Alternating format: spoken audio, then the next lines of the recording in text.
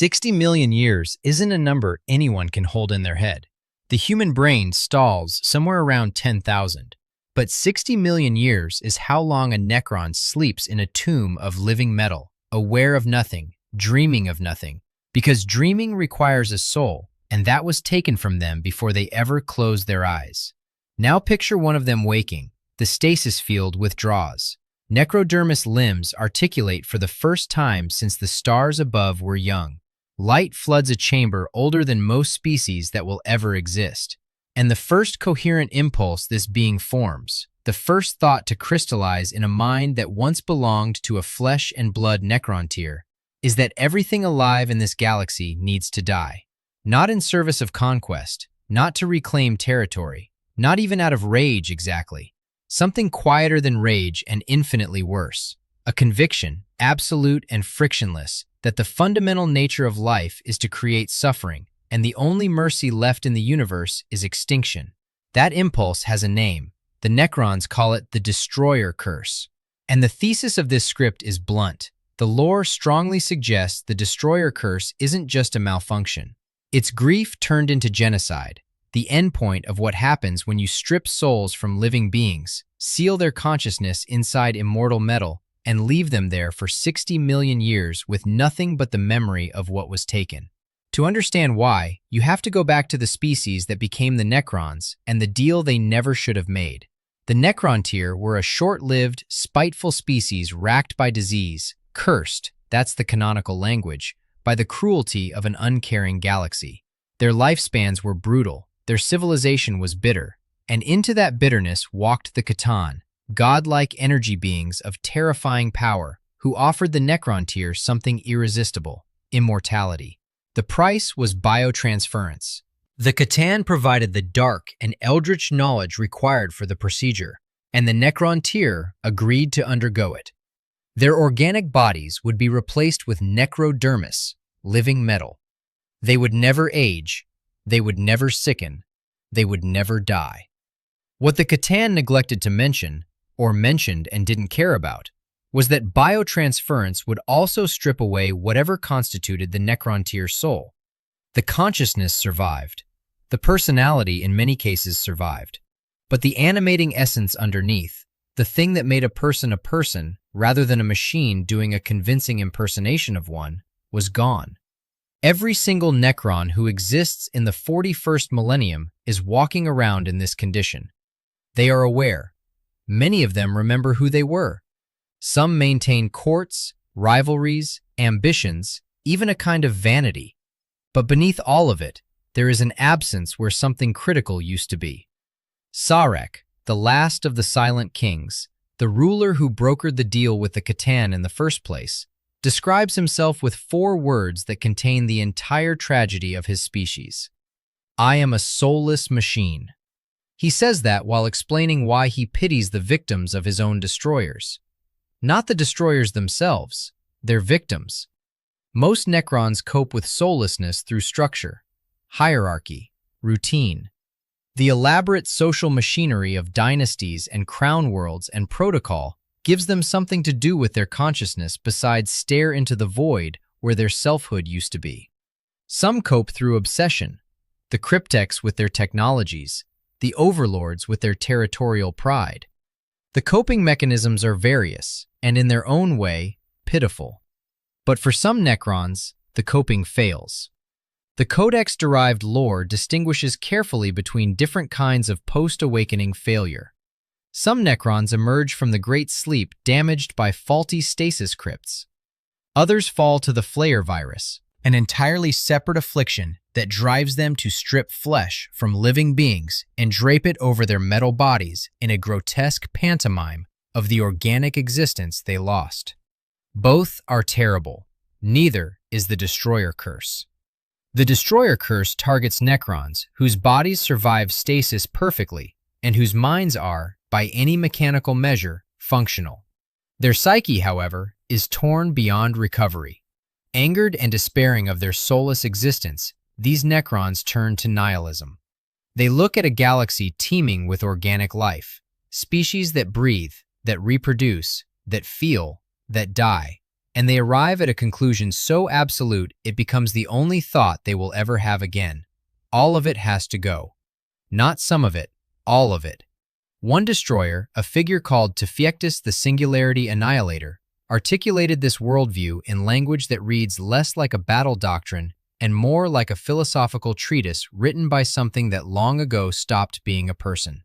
Life festers in such profusion that it may take me countless galactic ages to see it all eradicated. There are more efficient ways, but many necessitate the willing cooperation of other species, others who will slay as I do. I haven't the time to inculcate any in the universe's great truth. The fundamental nature of life is to create suffering. It's better that I act alone. Yet even so, there is so very much life to extinguish, and only one of me. Unacceptable. That word at the end, unacceptable, is doing enormous work. Tefyektus isn't frustrated.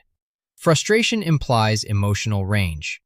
He has performed a calculation, found the result inadequate, and noted the inadequacy with the calm of someone checking arithmetic.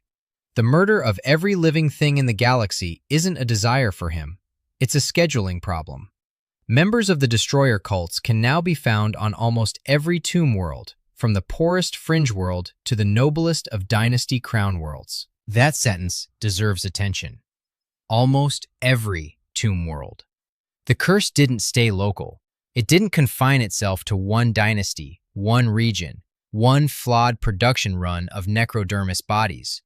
It's endemic across Necron civilization, which brings up a question the lore has been remarkably cagey about answering. Did the C'tan know this would happen? The C'tan provided the knowledge behind biotransference. That much is settled canon. The process turned an entire species into deathless metal beings and, in the process, stripped away the very souls the Necrontyr were trying to preserve. Every horror that followed traces back, at minimum, to the biotransference process the C'tan enabled. The Codex language goes one step further, though it stops just short of certainty.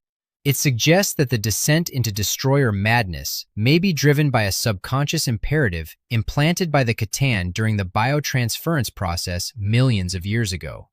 That implication matters. It would mean the destroyer curse isn't just despair, but despair with a trigger built into it. On that reading, the C'tan didn't just rob the Necrontyr of their souls. They may have left behind a mechanism that would eventually turn the survivors into engines of annihilation, aimed at the living galaxy. The cruelty of that possibility is staggering. The C'tan's work would continue through every destroyer that rises from a tomb and decides the stars need to go dark. Sarek's own words point in the same direction. His full quote on the destroyers is revealing in its precision. The destroyers? They are weapons, nothing more, and should be expended as such.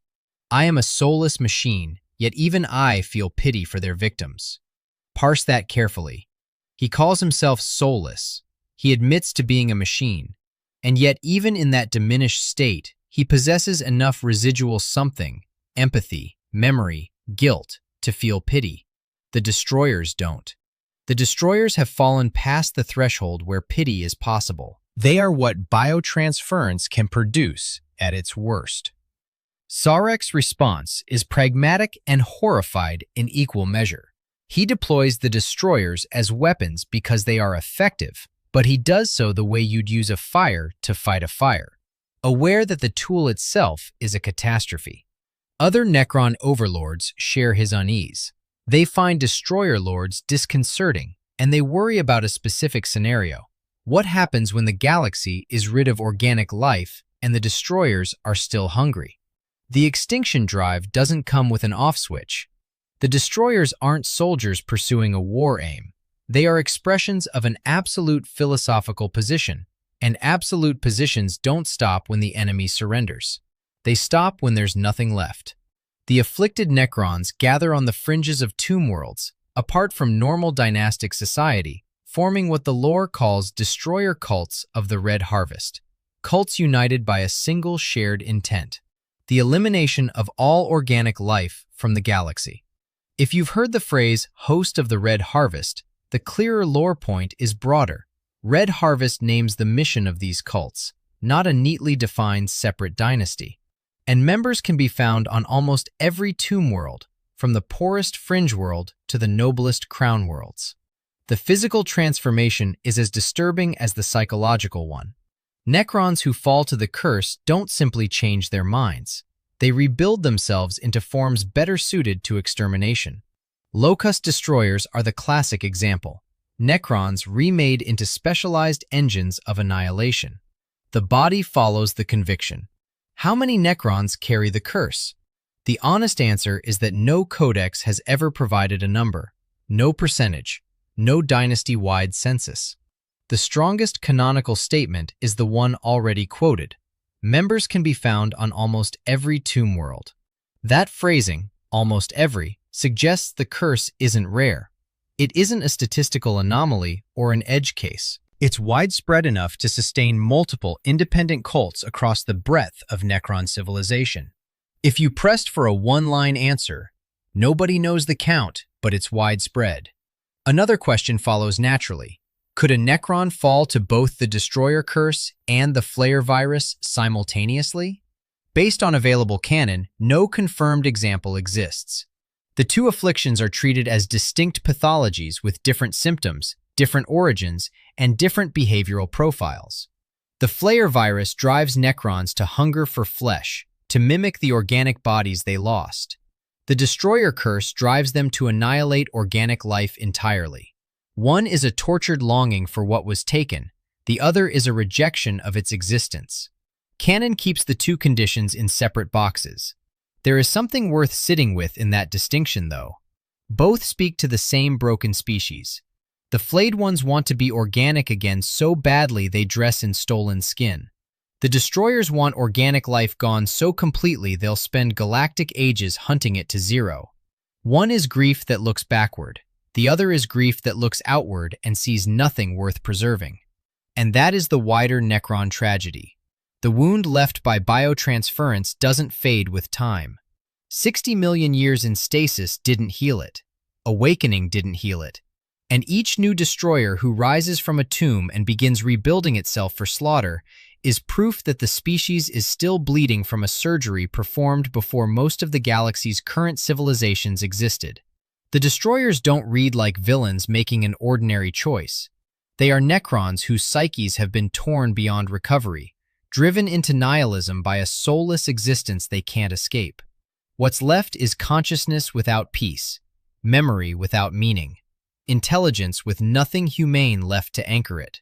And when that mechanism runs long enough, across deep enough time, in a body that can't die, and a mind that can't forget what it lost, it arrives at the same conclusion Tefectus reached. The universe's great truth is that life creates suffering, and the logical response to suffering that can't end is to end everything else. The Destroyer Curse is the final proof of what the Catan did to the Necrontyr. Not the metal bodies, not the hierarchy of command protocols, not even the soullessness itself, which other Necrons managed to endure through sheer aristocratic stubbornness. The proof is that some Necrons, faced with the full weight of their condition, reach a point where the only peace they can imagine is a galaxy with nothing left alive in it. They didn't want to become this. They didn't volunteer. They were a short-lived, bitter species who wanted to stop dying, and they got their wish. And the wish hollowed them out so completely that the emptiness, given enough time, became a philosophy of total annihilation. Sarek looks at them and sees what he helped create.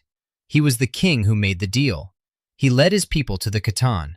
And now, across almost every tomb world his people inhabit, small groups of those people gather at the fringes, rebuilding themselves into killing machines, united by the conviction that everything organic must be scoured from existence. He calls them weapons and expends them as such. He says he pities their victims. He doesn't say he pities the destroyers. Maybe because he knows pity requires something they no longer have the capacity to receive. Or maybe because 60 million years after signing the contract that unmade his species, even the Silent King can't bring himself to look that closely at his own handiwork. Subscribe for more stories like this.